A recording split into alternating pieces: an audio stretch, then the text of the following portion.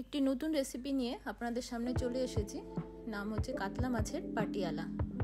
আমি জল গরম বসিয়ে দিয়েছি, এবার মাছগুলো বয়েল করতে দেব। এবার বয়েল হয়ে গেছে, আপনারা দেখেই বুঝতে পারবেন 5 মিনিট লেগেছে বয়েল করতে। এবার আমি একটা বাটিতে তুলে নেব।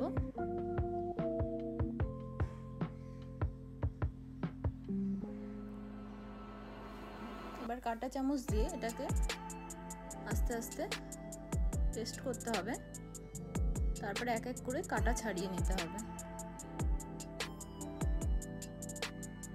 এবার ভালো করে পেস্ট করতে হবে। আর এর মধ্যে টমেটো কুচি, লঙ্কা, পেঁয়াজ কুচি, রসুন কুচি, আদা কুচি, কাজু বাদাম, মগজ, এমনকি গোটা গরম মশলা, ধনের গুঁড়ো 1 চামচ, হাফ চামচ জিরের গুঁড়ো আর 1 চামচ গোটা গরম মশলা গুঁড়ো, আর 1 কাপ টক দই। গ্রেভি তৈরির জন্য এটি লাগবে। এবার আদা, পেঁয়াজ, ধনেপাতা কুচি, একটু লবণ, হলুদ, চিলি ফ্লেক্স, একটু চিনি দিয়ে এবার ভালো করে 1 চামচ ভিনিগার দিয়ে 2 চামচ টক দই দিয়ে ভালো করে এটাকে মাখাতে হবে। একটু টমেটো সস দেবেন, একটু অরগানো দিলে এটা টেস্টটা একটু বাড়বে। লাস্টে ধনেপাতা কুচি দিয়ে এটিকে আবার মাখাতে হবে।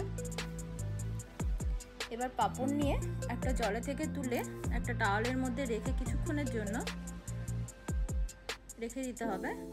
তারপর আস্তে করে নিয়ে ওর মধ্যে যে পুরটা করেছি আমি, ওই পুরটা এটাকে আস্তে করে ফোল্ড করে এবার ওই পাশটা একটুখানি চাপ দিয়ে এটাকে এই পাশ থেকে ফোল্ড করে দেখুন আমি কিভাবে করছি।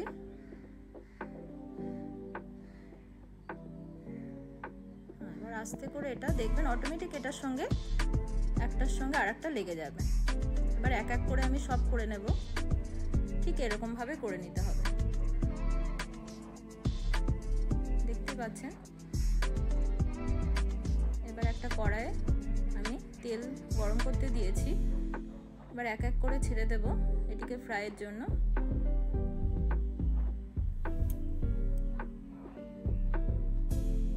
এক পাশ আমার ফ্রাই করা হয়ে গেছে। এবার আমি এটাকে উলট পালট করে ভালো মতন ভেজে নেব। চারপাশেই আমাকে এটাকে ভেজে নিতে হবে যাতে কাঁচা না থাকে ভেতরে। কাঁচা থাকলে কিন্তু ভালো লাগবে না। আমার ভাজা হয়ে গেছে, এবার আমি প্লেটে তুলে নেব।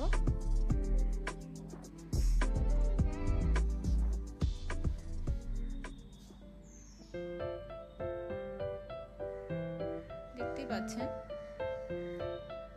এই যে আমার ভাজা হয়ে গেছে। এবার আমি এর মধ্যে তেলের মধ্যে গোটা গরম মশলা ফোড়ন দিলাম।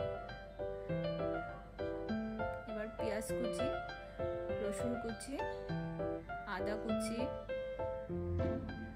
কাজু বাদাম, টমেটো, মগজ, ক্যাপসিকাম আর লঙ্কা দিয়ে এটাকে আমি 5 মিনিটের জন্য ফ্রাই করব। আমার ফ্রাই হয়ে গেছে। এবার একটা মিক্সার জারে একটু টক দই দিয়ে, হাফ কাপ টক দই দিয়ে আমি এটাকে পেস্ট করব। দেখছেন পেস্টটা আমার হয়ে গেছে। এবার এটাকে মাঝখান থেকে আমি ভাগ করলাম। এবার এটা কড়াইয়ের মধ্যে বাটার দিয়ে গ্রেভিটাকে গোটা গরম মশলা দিয়ে, লবণ দিয়ে, একটু হলুদ, টমেটো সস দিয়ে ভালো করে নাড়াচাড়া করে আমি 5 মিনিটের জন্য কভার দিয়ে রেখেছিলাম। এটাকে তুলে ফেললাম। দেখুন আবার 5 মিনিটের জন্য এটাকে কভার দিলাম। হয়ে গেছে আমার গ্রেভিটা। এবার নামানোর আগে কাসুরি মেথি দিয়ে আমি একটা বাটির মধ্যে নামাচ্ছি। দেখুন আমার নামানো হয়ে গেছে। এবার এটা ডেকোরেশনের পালা। দেখুন আমি কিভাবে ডেকোরেশনটা করছি। আপনারা প্লিজ একবার রান্নাটি করে দেখবেন।